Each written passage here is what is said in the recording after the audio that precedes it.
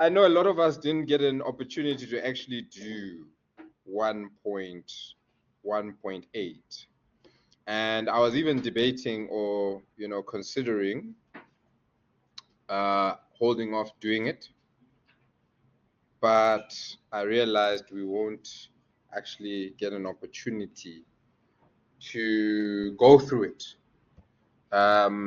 So what I'm going to do is, for homework, I'm going to give you 1.9. I'm going to give you a few other smaller exercises that you guys need to do before I see you next time, because this is very important. Huh?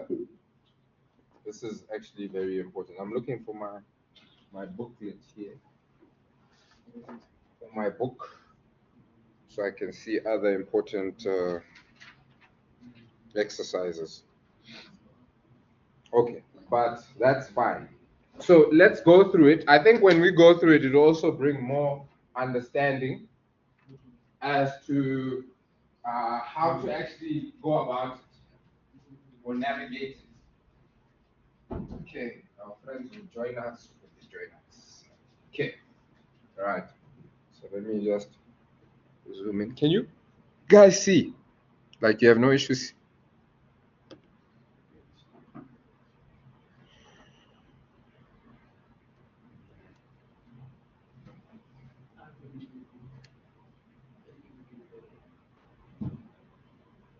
Okay, all right. Right. So let's read 1.8 and then we'll discuss it. Then we'll discuss one or two other exercises as well. Some theoretical ones, and then we'll call it a day. Okay? So 1.8, under the required, it says prepare the following subdivisions of the master budget for the period November 2007 to January 2008. Okay? As well as for the quarter as a whole. Okay? So the first one they want us to do is the sales budget. Okay? Now, before we actually look at this thing or talk about this thing, what is a sales budget? You guys tell me, what is a sales budget? Yes?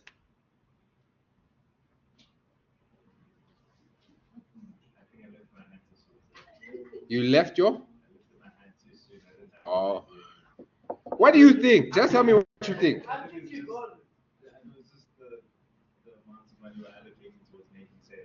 How much we think, yes, that we are going to make. All right, that's it. That's all that it is. We're budgeting, forecasting, predicting, estimating what we think we're going to get in terms of sales. So how then would we construct it? We would say, how many units do we think we're going to sell times our selling price? That's all. So can you see, I'm trying to tell you this so that you don't try and cram the structure of it. You just understand, okay, this is how I create my sales budget. So in the question, they tell you how many units. The first table there, they say sales forecast in units, 3,000 for November, 3,720.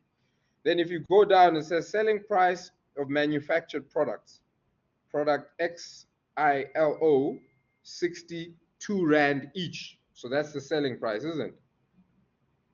Okay, right. So we've got all the information we need for our sales budget. Units for each of the months, voila. And then we obviously have the selling price per unit. And then we get our total sales. Can you now see how you do the sales budget? So that one is easy. That one shouldn't give you any headaches. Okay? Then we go on to the next thing that they asked for. The production budget in units. Ish. How do we do the production budget? How do we do the production budget? What is a production budget? Yes, sir. So I'm looking at the prompts and stuff. I don't know how to describe production budget, but it would be like costs associated with producing a good. Cost associated with producing. Forecasted cost, rather. Forecasted cost with Yeah. producing a good. And in terms of construction, so it would be those same components that are used for the production cost schedule, so direct labor, materials, and then expected overheads. Cost of producing something, né? Yeah. Wouldn't that be like your cost of sales kind of thing? The cost of producing something. I'm not sure. So Hmm. wouldn't you only know that at the end of a period? Sorry? So wouldn't you only know that once a certain period is ended? Yes, when you're about to sell it, So yes. when you're budgeting, isn't that kind of what you're expecting going into a certain period of time?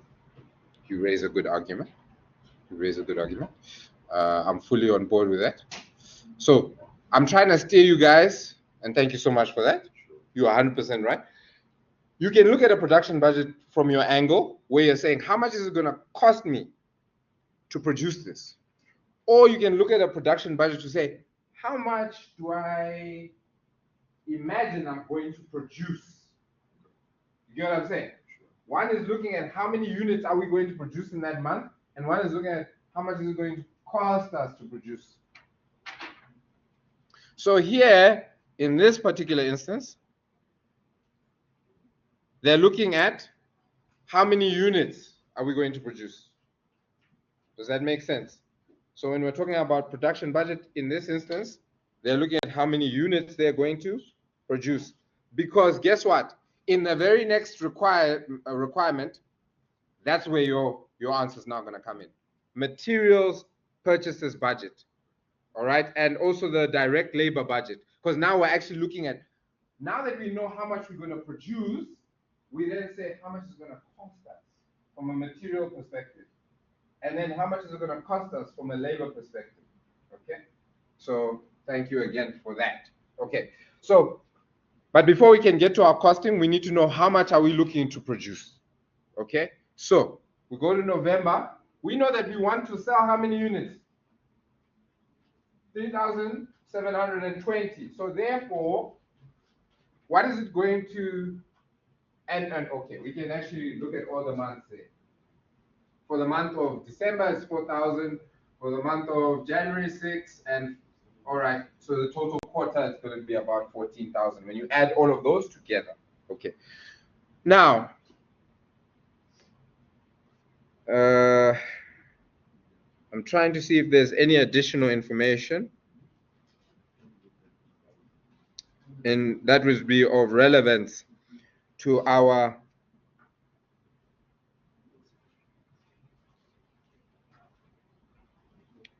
production budget. So if we read through the points there, after the selling price, it says requirements per unit of finished goods.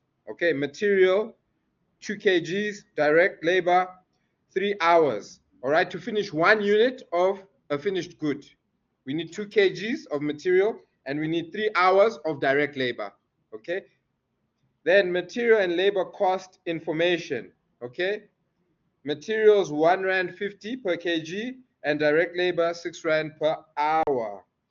Expected overheads, manufacturing overheads, variable 3 Rand per direct labor hour, and then fixed 140,000 per month, including depreciation 25,000. Okay. Then we've got sales and administration, variable 4% of sales. All right. Then we have fixed 65,000 per month, including depreciation of 8,000. Okay. Then here it tells us additional information, last bit there. According to a physical stock count, the following was on hand as at 31 October 2007. Why are they telling us about October? It's the opening for November. Materials, okay, they've shown us we have 43,000 worth, and then obviously product, okay, we've got 124,000 worth. The company aims to keep its inventory levels at the next month's production and sales requirements. Okay, why are they telling us that the company seeks to keep its keep its inventory levels at the next month's production and sales requirements. They're basically telling us that we require that we have December's desired sales of inventory in November. Okay? So basically what I'm saying is, now this bit you need to, okay, let's do this.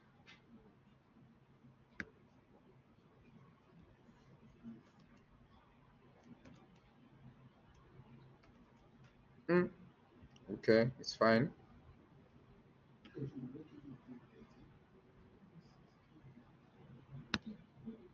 All right, so basically what I'm saying is, before I go there, sorry, I wanted to do this.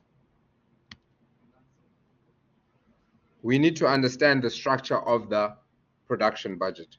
First thing, we know that it's based off of the sales in units. Next thing we know is we then need to know the required closing inventory. Okay? Of finished units. All right? And as was mentioned on the last additional piece of information, they told us that required closing inventory is based off of the inventory we plan to sell in the next month. Everybody with me there? Okay? So that's basically a copy and paste job. So again, we say, what do we plan to sell in December? What do we plan to sell in January to get December's? All right. And then if you look in the table they gave us, they told us what we planned or wanted to sell in February, which is this amount here. Okay. Right.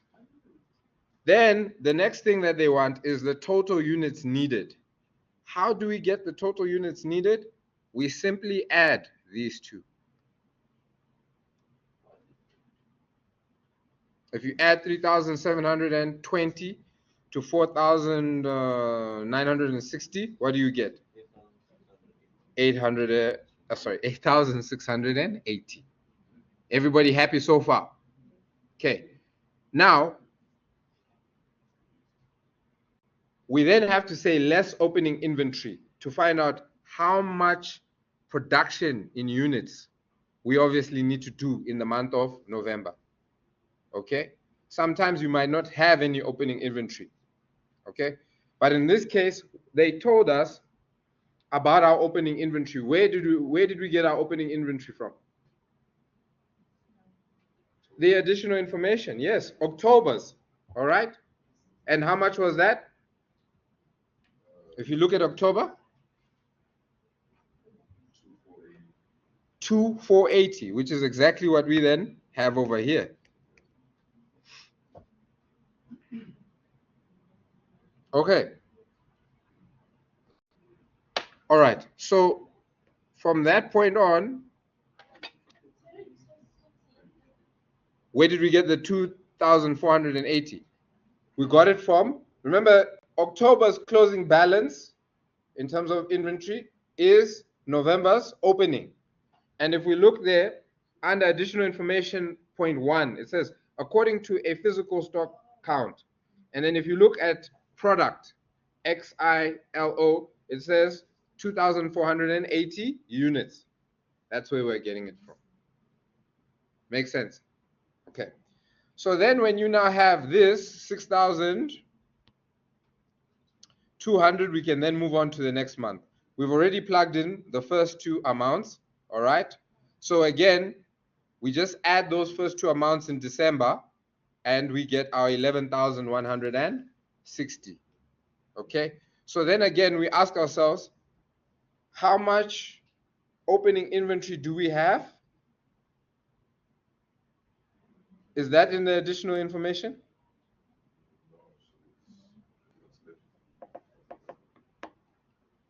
It's what's left? Closing inventory. Is that what opening for December? So? Yes, what's the opening inventory for December? 4,960. Where are you getting it? From November, the closing inventory finishing. Mm-hmm. Required. The required, yes. We're getting it from the required, okay? Because we said we require what we are going to need in December, in November, okay? So he's getting it from here, okay?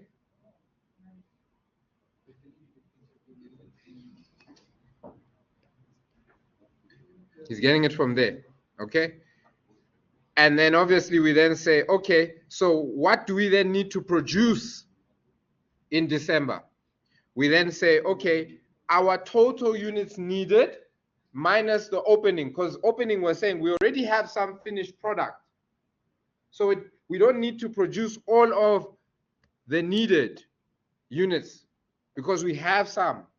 Is that making sense? Okay, so once you minus it, you're going to get 6.2. Okay, we already have these two.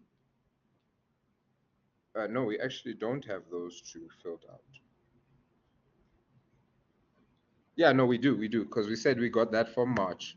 So we do already have these two. We do. We already have these two answered. So we add those two together to get, again, our total needed. Okay? Hmm. How did I get the blue figure? Sorry. Hey. It works. Terribly worse. Okay, maybe I should use my mouse when. So the blue figure. Anybody want to try and explain for Ash how we got this blue figure? This is the one you're talking about, or you're talking about the one at the end, at the core. Okay, all right. Let's just finish. Let's just finish Jan. So we add those two again to get the 11,600, isn't it? Okay, and then again we know that this 6,200 is coming from where? Last month's required. The opening is coming from last month's required. So then we know that we minus the 6,200 from the 11,160, and that's how we're getting how much we need to produce in January. Okay, right. Now, I'm going to get to Ash's question just now. To get the total, remember we're doing this for the quarter, right? For all these 3 months. So we need these quarter totals, okay? First one is easy. We're just adding all the budgeted sales. And that's how we're getting this 14,880. Happiness there. The required closing inventory, we're taking it from what? How are we getting that 4,960? Remember, we're doing quarter totals, isn't it? How are we getting this? From January.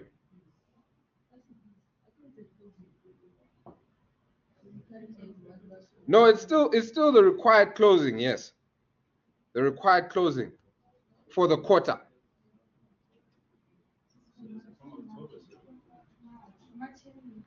100%. March is the following month, right? And we said our required is going to be the following month's budgeted sales. And in the textbook, they told us March is 4,900. Oh, February, my bad. Sorry. February. Sorry. Yeah, but it's February, yes. Because we were talking about the following month. Okay. I'm just trying to hammer this point home. You were right in saying we can just copy and paste this amount today. But I want to really explain the logic, because what most students do in the exam or the test is they add all of these together, which is wrong. Because we're saying, what is then the required closing inventory at the end of that quarter? And it's tricky because you still have to find the 2,488. And you see that amount, it's the same amount that you get for November. No, that's why I'm saying we'll get there. We'll get there. You and Ash are in the same place.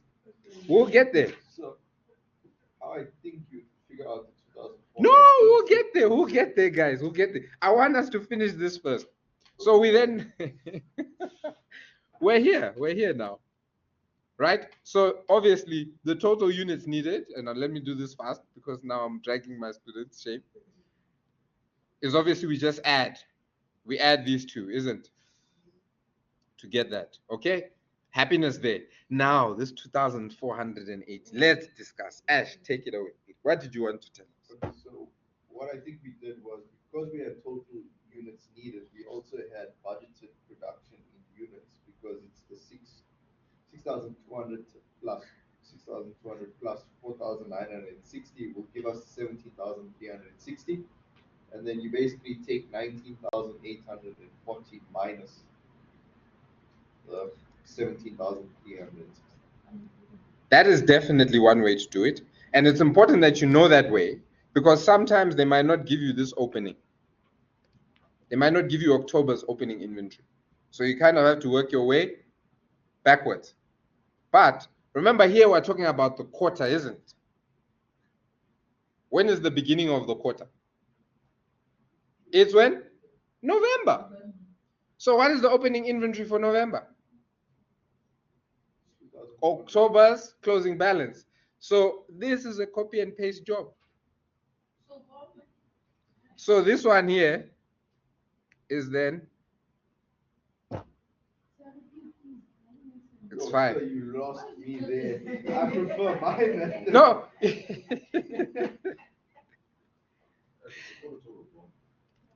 Okay. So remember we're dealing with the quarter. And a quarter is 3 months. So we're talking about November, December, and January. So when we say, what is the opening inventory for the quarter? We're basically saying, where was at the beginning of our quarter? It was November, isn't it? So then we're saying, okay, what was then the opening inventory for November? How do you say the same thing for closing units? That's what we did. We said, No, what was the closing inventory for? January. January. We said February. And we said February's required sales or estimated sales. I did say she was right? I just wanted to explain so that people get the logic and they don't just say every time copy and paste. So that they really I understand. understand all of this because this is a budget. Yes. Remember, this is not actual amount. Mhm, That's why we can easily go back and say November. Yeah. Because we don't have that.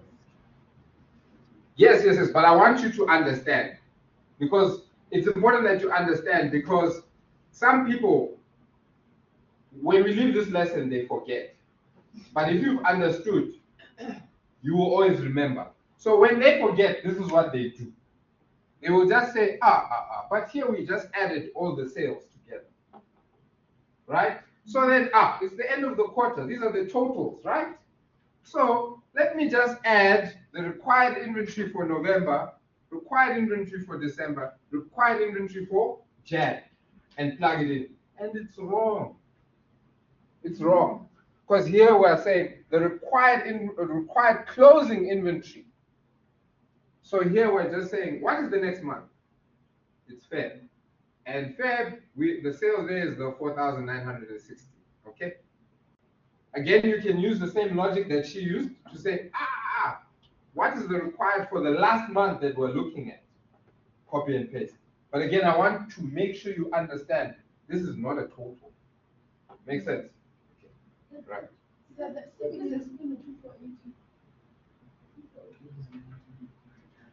Can someone else try? Because I feel like I'm going to use the same words. Okay?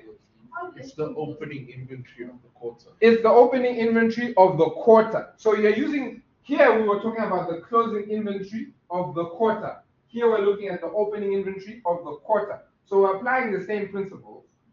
We're just looking at different times. One's opening and One's opening, one's closing. So here we're saying, okay, what is the opening inventory for the quarter? It would be the opening inventory at November, because November is our first month in the quarter. Does that make sense? So again, it's a copy and paste. Okay. So I just put these in different colors so that they stand out, and then we really dissect that. Then obviously the total production, we know we just obviously add those last two together to get the 17. Okay. Everybody happy? This production budget is the hard one of these. What's our time looking like? Oh, I even thought we would end early. I thought we would end early. It goes on. So the second one, now we're looking at your raw materials budget. All right. This is then obviously tapping into the comment that he made. Okay. We're now saying, how much are we going to spend on raw materials? Okay. In order to know how much we're going to spend on raw materials, we need to know how much we're going to produce. So if you've gotten this one wrong here, you are cooking the books over here. You're just cooking. All right. As you can see here, we actually start. Guys, are you listening? What's wrong there? It's not very sure. Can we continue here? So here we're starting with what this very last line on the production budget. Can you see? It's a copy and paste going into the raw materials budget. Can you see? Budgeted production in units. Boom. Copy and paste. Okay? Yes? Okay.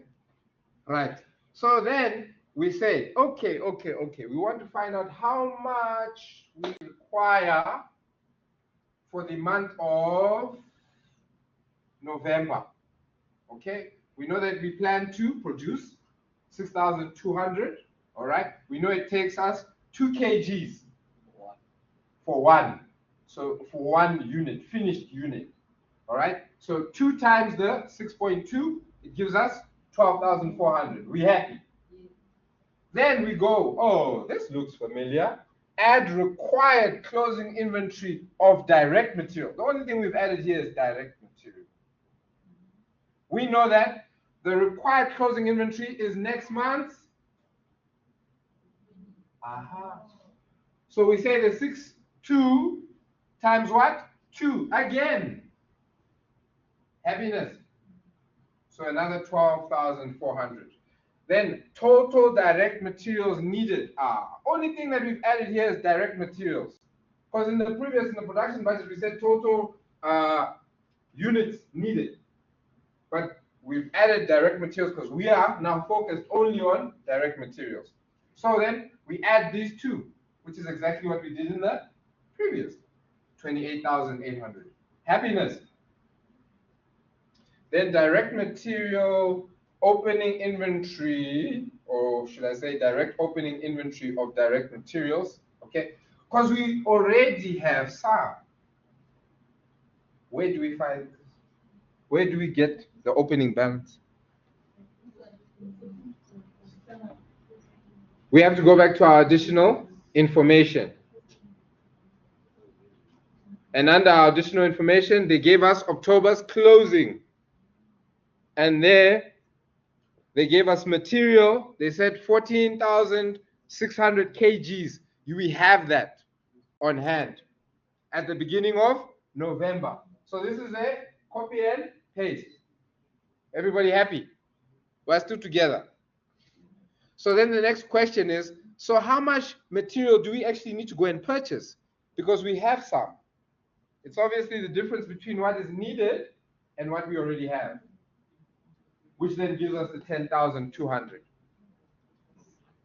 Okay. Now the next question, and this is where we now find out the cost. How much are we going to spend on purchasing that amount of materials? We know that the cost, they told us the cost per kg of material is how much? 150. So 10,200 times 150 gives us 15,300. Is it making sense? Okay. So again, can you see, if you understand the production budget, this is easy for you. You're just looking at it from the perspective of materials and how much the materials is ultimately going to cost you each month. You go to December, you do the exact same thing. You go to January, you do the exact same thing. We come here to the quarter totals, we are actually doing the exact same thing again. We said, okay, for the quarter, we need 17,360 units times 2. Voila, 34,720. Okay, required closing inventory of materials. Again, we are going and saying in February, right? Or in fact, we already went this route, so just copy and paste. All right, I don't want to open that can of worms again. All right, everybody happy? So, Yes. Yes. how did we get the direct opening inventory for December? The 12,400.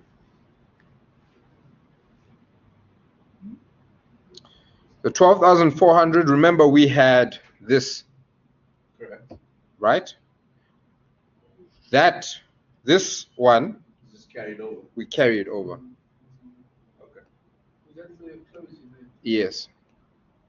Because remember we said it's the closing It's the required. and it's the required for the next month. And likewise here as well. Let me just draw that whilst we're discussing that. And then the 14,600 is obviously the opening of the quarter. The 14, where are you? Sorry? 14,600 in blue. In blue. Yeah. Yes, that is the opening. Because here we're discussing opening. Yes. All right. So then obviously the total for the quarter that we need to go and purchase is then obviously, again, the 44,000 minus the 14,000. And that's how we get this 30. So now for the quarter, how much are we going to go and purchase? We then say total kgs times your cost per kg. And voila, you're home and dry. Okay. Everybody happy? Okay. Any questions? Guys, you're going to do 1.9 for homework. And it's exactly this. Okay. And we're not actually going to have time to do it in class. Yep. Okay. Last one. We're doing the exact same thing, but now guess what? For labor. Because we know that when it comes to our cost in terms of production, it's not just materials. We actually need to also put in labor to produce the unit. Okay. So again, we're doing the same thing. Now we're just saying, okay, how much time does it take to produce a unit? 3 hours. Okay. All right. So that's how many hours it's going to direct labor hours is going to take. Then we say, okay, how much does it cost us per hour? 6 rand. 6 rand. That's cheap labor. And there we go. All right. So I'm not gonna go through the rest of them, but this is, you can see it's actually easier than the other two that we just did. Okay. And that's it. Here they didn't ask you to do overheads. And 1.9 they don't ask you to do any overheads. It's exactly the same question, just change in amounts. Everybody happy? Okay. So I told you guys we're just going to quickly discuss one or two things, and then I'll ask you guys to come do the register. Variances. Remember we spoke on variances. So this is question 1.15. Variances, we said, is simply what did we budget? All right, so here you can see, let me move this a bit so it shows nicely for you guys. Sales, 340 is what we budgeted. But what did we actually receive? 320. The difference is obviously 20,000. Is that favorable or unfavorable? Why do you say it's unfavorable? So it's favorable. Oh no, my bad. It's sales. That's unfavorable. It's sales, it's income. Yeah. We want to make more money than we budgeted, if possible. All right? Or at the very worst case scenario, make what we budgeted. Does that make sense? So if we actually make less than, then that's a negative thing. It's a bad thing. All right?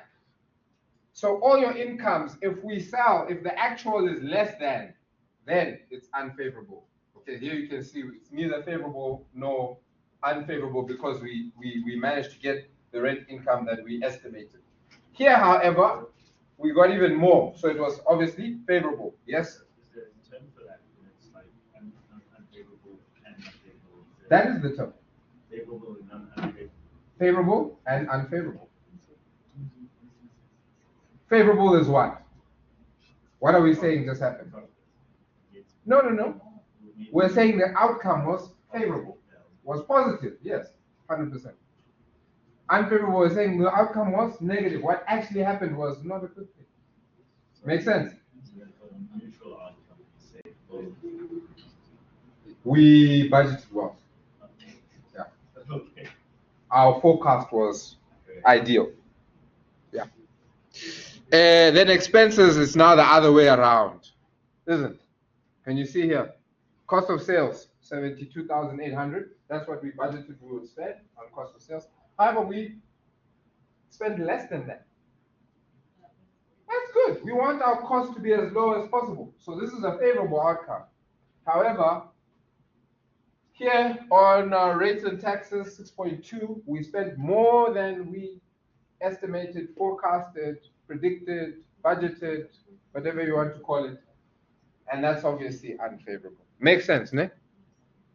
So that's exactly what you're doing when it comes to doing the whole budgeted and standard and so forth. So just in addition to 1.9, I'm going to ask you guys to do 1.11. That's all that I'll ask. No. 8 we did. We discussed it. So just do 1.9 and do 1.11.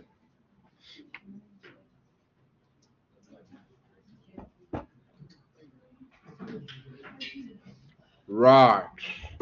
Guys, can someone just come do the register?